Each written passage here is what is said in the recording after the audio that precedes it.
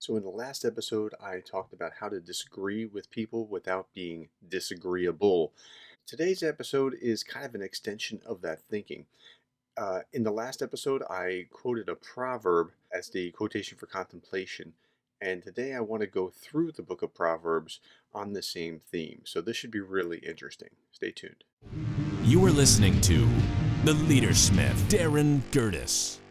Okay, so in today's episode, I went through the book of Proverbs. I've been reading the Proverbs since September, just going through like every day reading the book of Proverbs, and it really changes your outlook, changes the way that you think about things. And so I went back through and just highlighted all the verses relating, not all the verses, the most powerful verses relating to how we should talk and relate and agree or disagree or interact with others. And so I'm just going to read through with a little commentary. Now, I'm doing this for two reasons. One, this is just before the inauguration, and I've never seen such a toxic environment on Facebook ever. The news is terrible, Facebook's terrible, but there's a second reason, and that is that I want my servant leadership class to see this because this is kind of a template of what I want you to do when I ask you to highlight uh, servant leadership from the book of Proverbs. What I'm doing is just a much narrower version of this, and you're going to do a broader version just covering whatever aspects of servant leadership. So I'm kind of killing two birds with one stone here. So here I'm just going to read through with a little commentary after some verses. So here we go. Before I do, let me talk about the categories that Solomon talks about. He talks about wisdom or the wise. He talks about the fool. He talks about the mocker, and he talks about the simple. So he has these different classes of people, and it's not economic class. It's not racial like skin color. It's the wise are people that incline toward God. The fear of the Lord is the beginning of wisdom, but fools despise wisdom and discipline, or wisdom and instruction. So if you incline toward God, if you listen to God, if you accept discipline and correction, that's wisdom. A fool is someone who rejects God and then becomes proud. The simple are people who believe anything, and the mocker is someone who's always stirring things up and causing trouble and won't listen to things, thinks they're smarter than everyone else, and you'll see from the language in the text. Okay, so here we go. As I went through, I was surprised to find that there was only a couple of times that something like this was mentioned in chapter 6 and then chapter 9, but then once we got to chapter 10, there were a lot. And I mean, like, there were well over 100 when I was trying to narrow down as carefully as possible. So here we go. Proverbs 10:11. The mouth of the righteous is a fountain of life, but the mouth of the wicked conceals violence. So if you're righteous, it leads to life, or if you're speaking righteous words, it's leading to life. If you're wicked, you're concealing violence. There's something under your speech that's violent. Proverbs 10:12. Hatred stirs up conflict, but love covers up all wrongs. So hatred is creating more animosity. Just think of your experience on Facebook, right? Or on other social media, or when you get into a political discussion you didn't want to get into. Proverbs 10:18. Whoever conceals hatred with lying lips and spreads slander is a fool. So what's the definition of fool? Someone who lies and spreads slander. So look for that. I mean, you'll see these things connected. 10:19. Sin is not ended by multiplying words, but the prudent hold their tongues. Okay, so when you see a lot of this, like Facebook, it's like people have politically vomited all over Facebook, but the prudent hold their tongues. Now, what does prudence mean? Prudence is wisdom put into action. So you know the right thing and then you do it. So holding your tongue is a good sign for prudence. 10:32. The lips of the righteous know what finds favor, but the mouth of the wicked only what is perverse. So when you see perverse speech, that is a sign that that is a wicked person, according to the Proverbs. Okay, Proverbs 11:9. With their mouths the godless destroy their neighbors, but through knowledge the righteous escape. So if the attempt is to destroy your neighbor, that's the wicked, that's the godless. 11:11. Through the blessing of the upright a city is exalted, but by the mouth of the wicked it is destroyed. I'll leave Commentary alone. 11:12. Whoever derides their neighbor has no sense, but the one who has understanding holds their tongue. Okay, that's Facebook in a nutshell. Are you deriding your neighbor? Are you calling that person an idiot? Like I've seen on my Facebook thread like for days now. Okay, that person has no sense. If you have understanding, you hold your tongue. Proverbs 12:6. The words of the wicked lie in wait for blood, but the speech of the upright rescues them. Proverbs 12:16. Fools show their annoyance at once, but the prudent overlook an insult. Wow. Okay, so if you just show your annoyance all the time as soon as you're offended, then the Bible's saying that you're a fool. The prudent overlook an insult. 12:18. The words of the reckless pierce like swords, but the tongue of the wise brings healing. What a contrast. Pierces like swords. That's the words of the wicked, but the tongue of the wise brings healing. Proverbs 12:23. The prudent keep their knowledge to themselves, but a fool's heart blurts out folly. So, so if it's just spewing out stuff, fool. Proverbs 13:3. Those who guard their lips preserve their lives, but those who speak rashly will come to ruin. Facebook is designed to speak rashly, not to preserve your life. Proverbs 13:10. Where there is strife, there is pride, but wisdom is found in those who take advice. Okay, so strife and pride are associated with being a fool. If there's when you see strife, it's pride is behind that. Pride is causing that. People being offended or trying to prove that they're right. 13:20. Walk with the wise and become wise, for a companion of fools suffers harm.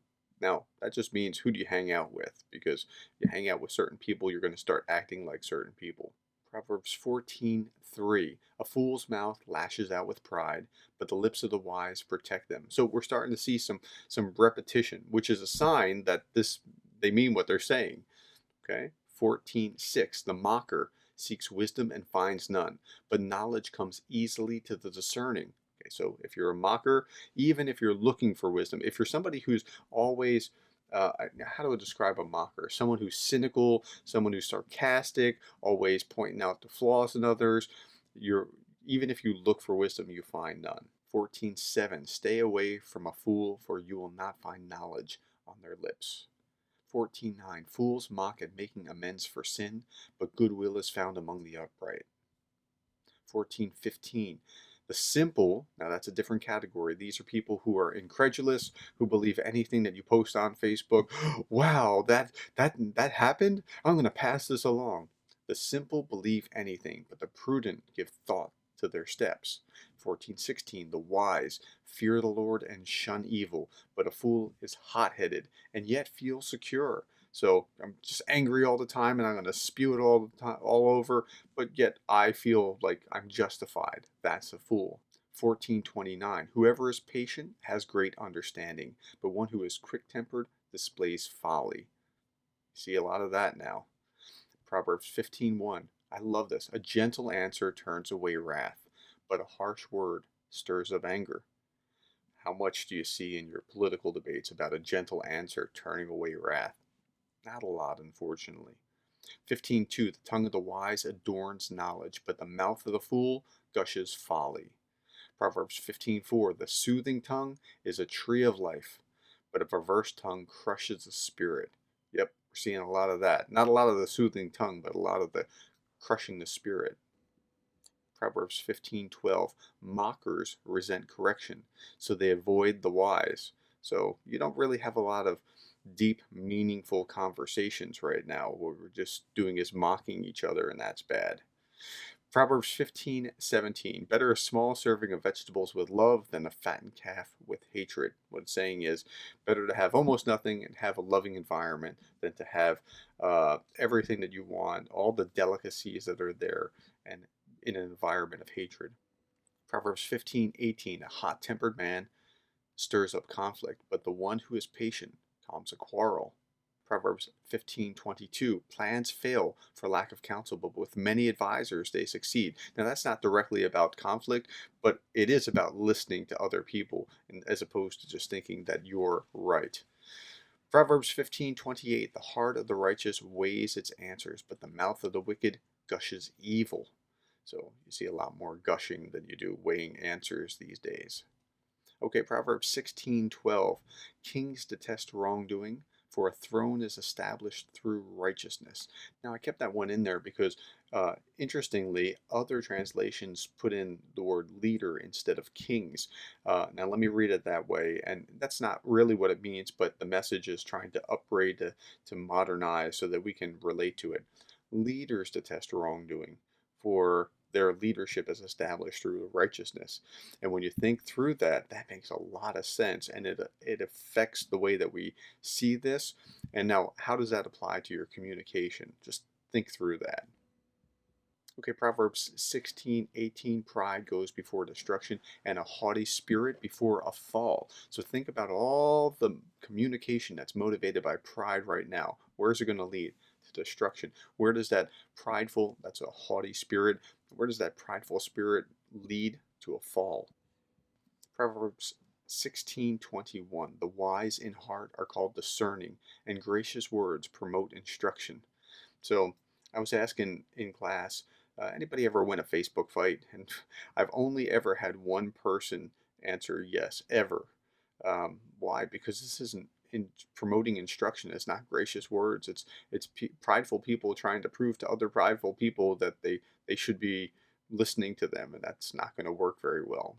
Proverbs 16:27. A scoundrel plots evil, and on their lips is like a scorching fire. Proverbs 16:28. A perverse person stirs up a conflict, and a gossip separates close friends. So what do you know? If they're stirring up conflict, perverse person. If they're separating close friends, gossiping is what's causing that. So look for these evils. I mean, Solomon's calling these things evil. 16:30. Whoever winks with their eye is plotting perversity. Whoever purses their lips is bent on evil. Proverbs 16:32. Better a patient person than a warrior, one with self-control than one who takes a city. That's how important self-control is, to rein yourself in. It's better than taking a city. Proverbs 17:4. A wicked person listens to deceitful lips. Okay, so now they don't just speak evil, they listen to the deceitful lips. A liar pays attention to a destructive tongue. So it's like Romans 1. They not only do these things, but approve of those who do. 17:5. Whoever mocks the poor shows contempt for their maker. Whoever gloats over disaster will not go unpunished. 17:7. Eloquent lips are unsuited to a godless fool. How much worse lying lips to a ruler? So what it's saying here is somebody who is eloquent, who can prove their point, who can persuade. It's terrible if that person's a fool, and or if a ruler or leader is lying to his people. 17:11. Evildoers foster rebellion against God. That's what they're doing. 17:14. Starting a quarrel is like breaching a dam. So drop the matter before the dispute breaks out. So stop arguing is what it's saying, because it's going to be very bad what's going to happen. Okay, 17:19. Whoever loves a quarrel loves sin. Whoever builds a high gate invites destruction. So if you look at a commentary on that, the first part's easy. Whoever loves a quarrel loves sin. So if people just love arguing, they love sin. The second part, whoever builds a high gate invites destruction. What's that mean? It high gate is like self-advertising yourself, that look at me, well, look what I've done. So you're putting yourself up to get torn down, is what it's saying. 17:20. One whose heart is corrupt does not prosper. One whose tongue is perverse falls into trouble. 17:27. One who has knowledge uses words with restraint, and one who has understanding is even tempered. So look at the difference between people who want to argue and cause trouble and whatever, as opposed to the one who has knowledge, who is restrained in his words, who is even tempered. 17:28. Even fools are thought wise if they keep silent, and discerning if they hold their tongues. Really, there's a huge dividing line, almost like classes, where if you just are restrained, hold your tongue, think through, and are thoughtful about what you say, you're on one side, and on the other side, you just blather, spit out whatever, let the hatred go, let the quarreling go, let the anger flow. Okay, Proverbs 18:1. An unfriendly person pursues selfish ends, and against all sound judgment starts quarrels. Okay, that's on that side of the fence. Uh, 18:2, fools find no pleasure in understanding, but delight in airing their own opinions. So if they're trying to learn, if they're trying to hear, to listen, that's one thing. If they're just happy to share their own ideas, well, I think blah, blah, blah. Well, be careful. What's the scripture say? 18:3, when wickedness comes, so does contempt, and with shame comes reproach. Okay, 18:6, the lips of fools bring them strife, and their mouths invite a beating. Now, that was uh, that was really interesting to me. That immediately made me think of the quote by Mike Tyson. Tyson said this, and this is the quotation for contemplation for today. He said, social media made you all way too comfortable with disrespecting people and not getting punched in the face for it. there's something there's something very true about that, right? I mean, there's very little consequence on social media for saying stupid stuff, and so yeah, I mean, there's the separation between having to look somebody in the eye and say it, and separation between any consequences causes almost the worst to come out of people. It invites fools into this conversation. The mouths of fools are their undoing, and their lips are a snare to their very lives. Okay, Proverbs 18:12, before a downfall, the heart is haughty, that means prideful, but humility comes before honor. Proverbs 18:13, to answer before listening, that is folly and shame. And we see a lot of this answering before listening. Proverbs 18:19. I used this as a quotation for contemplation in a previous episode just not too long ago. A brother wronged is more unyielding than a fortified city. Disputes are like the barred gates of a citadel. What does that mean? Offend someone, and they're going to just turn their face against you and be hardened against you forever. I mean, that's what's going to happen. And we see a lot of that, unfortunately. And a lot of that is not even by the by the individual, it's by party. It's bizarre. Proverbs 18:21, the tongue has the power of life and death, and those who love it will eat its fruit. The tongue is a fire, James says. Okay, Proverbs 19:1, better the poor whose walk is blameless than a fool whose lips are perverse. Proverbs 19:11, a person's wisdom yields patience. It is to one's glory to overlook an offense. But we don't see a lot of overlooking of offense. Proverbs 19:13, a foolish child is a father's ruin, and a quarrelsome wife is like a constant dripping of a leaky roof. I just find those humorous. And he comes back to that theme quite a bit. Proverbs 19:19, a hot-tempered person must pay the penalty. Rescue them, and you'll have to do it again. So it's looking at that person's character. Proverbs 19:25, flog a mocker, and the simple will learn prudence. Rebuke the discerning, and they will gain knowledge. So the wise actually want to listen to rebuke and instruction. Proverbs 19:28, a corrupt witness mocks a justice, and the mouth of the wicked gulps down evil. Proverbs 23, it is to one's honor to avoid strife, but every fool is quick to quarrel, right? So the it's to one's honor to essentially avoid that Facebook fight that you just got into. And by the way, I'm talking to myself as much as anybody else because I get drawn into these. Like, it's like waving red meat in front of a stupid dog, and I try to avoid it, but I get sucked into it sometimes. And I've done better, but I'm trying. Okay, Proverbs 20:19, a gossip betrays a confidence, so avoid anyone who talks too much. That's just sound advice. Stay away from a gossip. Proverbs 20:28, love and faithfulness keep a king safe. Through love, his throne is made secure. What a profound verse. It's love and faithfulness that keep that leader secure. What a great way of looking at it. Proverbs 21:4, haughty eyes and a proud heart, that means pride, are the unplowed field of the wicked. They produce sin. Proverbs 21:10, the wicked crave evil, their neighbors get no mercy from them. Wow, that's what it's talking about. That's what's motivating the wicked. Proverbs 21:11, when a mocker is punished, the simple gain wisdom. By paying attention to the wise, they get knowledge. Okay, Proverbs 21:19, better to live in a desert than with a quarrelsome and nagging wife. That's past two of that nagging wife for Solomon. Okay, 21:21, whoever pursues righteousness and love finds life, prosperity, and honor. Proverbs 21:23, those who guard their mouths and their tongues keep themselves from calamity. Wow, that's really interesting. So by reining in your tongue, you keep yourself from trouble. I know that in my own experience, I've gotten in trouble for what I've said, not for what I haven't said. Proverbs 21:24, the proud and arrogant person, mocker is his name, behaves with insolent fury. And they're all your friends on Facebook are the proud mocker who behaves with insolent fury. Proverbs 21:29, the wicked put up a bold front, but the upright give thought to their ways. It's quite a difference. Proverbs 22:4, humility is the fear of the Lord, and its wages are rich and honor and life. Proverbs 22:10, drive out the mocker and out goes strife. Quarrels and insults are ended. I don't know if you've ever been able to maintain a Facebook group that was non-political or about something where you're just going to talk openly and politely, but it's hard not to have a mocker, come in and stir up trouble. Okay.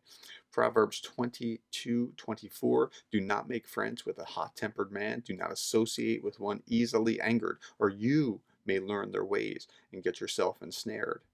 Careful with that. Proverbs 23:9, do not speak to fools, for they will scorn your prudent words. They're not going to listen. They don't want to listen. They think they know better than you, so why should they listen? Okay. Proverbs 24:17, do not gloat when your enemy falls. When they stumble, do not let your heart rejoice. Or the next verse says, or the Lord will disapprove and turn away his wrath from them. Don't be like that. Don't wish for their downfall. The next 24:26, an honest answer is like a kiss on the lip. Proverbs 25:4, remove the dross from the silver, and a silversmith can produce a vessel. Remove the wicked officials from the king's presence, and his throne will be established through righteousness. This is kind of like a leadership version of who your friends are is who you are. Proverbs 25:15, through patience a ruler can be persuaded, and I love this, and a gentle tongue can break a bone. Wow, that's powerful. Proverbs 25:18, like a club or a sword or a sharp arrow. Now that's short range, mid range, long range, all ways that people can injure you. Listen to this, is one who gives false testimony against a neighbor. It beats you, it cuts you, it pierces you when you lie. Wow. Proverbs 25:21, if your enemy is hungry, give him food to eat. If he is thirsty, give him water to drink. In doing this, you will heap burning coals on his head, and the Lord will reward you. Now, I always wondered what that was. Heap burning coals on his head if you're doing good to him. Well, so there's a metaphor, and I looked it up in a couple of different commentaries. One is this is a metaphor for smelting ore, and applying heat causes metals to melt, and that the dross runs out. So the idea was that sincere and genuine kindness, unnatural kindness, is going to melt that enemy. Now that's one interpretation. Another interpretation was that in the Near East, in the ancient Near East, that those burning coals would keep a fire alive. So you're putting it in a basket to give them a kindness to help them have heat or cooking in their house or whatever else. But either way, it's by doing a kindness to them. It's not, assaulting them with hot burning coals. Let me read it again. If your enemy is hungry, give him food to eat. If he is thirsty, give him water to drink. In doing this, you will heap burning coals on his head, and the Lord will reward you. You're doing him a kindness, and God's going to be pleased by you doing a kindness. Okay, Proverbs 25:24, better to live on a corner of a roof than share the house with a quarrelsome wife. That's past 3 at that same concept. Solomon has some issue here. 25:28, like a city whose walls are broken through is a person who lacks self-control. Wow, self-control is important. 26:2, like a fluttering sparrow or a darting swallow, an undeserved curse does not come to rest. People take that offense and they run with it, and it's going to stay with you. 26:4, do not answer a fool according to his folly, or you yourself will be just like him. 26:5, answer a fool according to his folly, or he will become wise in his own eyes. So Those two are back to back. And when I looked it up in the commentary, it was basically this: do not answer a fool according to his folly. Don't throw your pearls before swine, as Christ said. Just if you know that this is going to be a foolish argument, leave it alone. But answer a fool according to his folly, or he'll be wise in his own eyes. Is talking about like, take that lesson to its furthest implications and show him just how foolish it is. But and then be done with it. Just don't let him just go off spouting nonsense. But don't get into the mud with him either. That's not what it's talking about. Okay, 26:12. Do you see a person wise in their own eyes? There's more hope for a fool than for him. If you're not teachable, you're not going to learn anything. 26:17. Like one who grabs a stray dog by the ears is someone who rushes into a quarrel not their own. Wow. I mean, that one's really spoke to me, because I'm generally in for like, well, no, let me correct you. That's a part of a problem with being a teacher, right? You want to jump in and no, don't do it. 26:20. Wood without a fire goes out. Without a gossip, a quarrel dies down. That's really interesting. I mean, how instrumental a gossip is to strife. 26:21. As charcoal to embers and as wood to fire, so is a quarrelsome person for kindling strife. All right. 26:28. A lying tongue hates those it hurts, and a flattering mouth works ruin. So if the person's lying or flattering, they hate you and they're working ruin. Wow. Proverbs 27:2. Let someone else praise you and not your own mouth, an outsider and not your own lips. Yeah, stop self-promoting, self-flattering yourself. 27:4. Anger is cruel and fury is overwhelming, but who can stand before jealousy? 27:6. Wounds from a friend can be trusted, but an enemy multiplies kisses. That's right. An enemy's going to flatter you, but your friend is going to tell you the real truth about what you're doing that's stupid. So stop it, because I care about you, man. Okay. 27:15. A quarrelsome wife is like the dripping of a leaky roof in a rainstorm. Restraining her is like restraining the wind or grasping oil with the hand. I think that's the fourth or fifth time that Solomon has said this. I'm not sure what kind of issues he had with his wives, but wow, that's that's just something. Okay, 27:21. The crucible for silver, the furnace for gold, but people are tested by their praise. That means they're tested. The real test is when other people are praising them, and like, are they acting appropriately to this, or are they getting puffed up in their head, or are they handling it well? 28:23. Whoever rebukes a person will in the end gain favor, rather than one who has a flattering tongue. So that's kind of like the wounds of a friend can be trusted. If you're willing to give sincere correction rather than flattering, you'll gain favor in the end. Now, not to a fool or a mocker, but to the wise. 29:8. Mockers stir up a city, but the wise turn away anger. 29:9. If a wise person goes to court with a fool, the fool rages and scoffs, and there is no peace. Or if they go on Facebook. 29:11. Fools give full vent to their rage, but the wise bring calm in the end. So you see this sharp divide between this is how fools and mockers act, and this is how the wise act. And it's really powerful, and it's really convicting when you read this as well. 29:20. Do you see someone who speaks in haste? There's more hope for a fool than for them. 29:22. An angry person stirs up conflict, and a hot-tempered person commits many sins. Yeah, listen, I mean, if you're just foolish, angry, a gossip, a mocker, if you're all these things, bad, bad, bad, bad, bad. Just stay away from those kind of characteristics. Walk with the wise. Think like the wise. Hold your tongue. Um, be willing to hear instruction. Be willing to listen. Okay, and there's this great little capstone on this, because it only really extends into Proverbs 29. After Proverbs 29, Proverbs 30 and 31, there's only two verses in Proverbs 30. Let me read those, and then I'll come back to this in Proverbs 29. So in 30:32 it says, if you play the fool and exalt yourself, or you plan evil, clap your hand over your mouth. For as churning cream produces butter, and as twisting the nose produces blood, so stirring up anger produces strife. So don't provoke people, because you're just going to make them angry. I mean, it's common sense. This is what's going to happen. But this whole theme about, are you a fool or are you the wise? Are you righteous or are you wicked? There's this fantastic passage. It's 29:27. It says the righteous detest the dishonest, the wicked detest the upright. Wow. So they hate each other. So you're going to see this animosity between the wicked and the righteous. The question is, where are you? Are you in the camp of the wicked? Or are you in the camp of the righteous? And it's just something to think about. Hey, listen, I'm out of time. Thank you for listening to this episode of the Leader Smith podcast. And I hope this helps you become a more calm, gentle, thoughtful leader.